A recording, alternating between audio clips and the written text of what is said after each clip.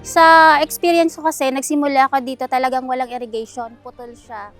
Dahil sa pagkakautang ng kooperatiba sa kasoray ko. Kaya siya ang pinaka-challenge namin doon is iilan lang po ang nakakatanim. Yung ibinabayad po namin, halos kinakain po lahat ng pambayad sa kuryente.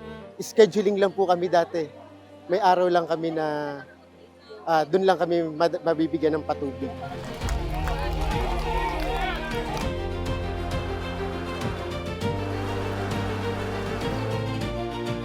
Sa ngayon po, itong bagong sistema na may solar na po kami, malaki pong kagaanan to para sa amin. Ang laki po ng naitulong nito, ang laking pagbabago para sa aming mga magsasaka.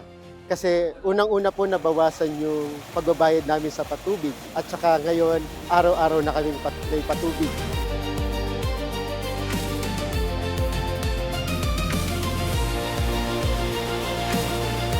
Ako po ay nagpapasalamat sa ating Pangulo sa pagbigay ng napakagandang solar pump irrigation project. Wala nang bayad, wala nang binabayaran. At saka happy po talaga.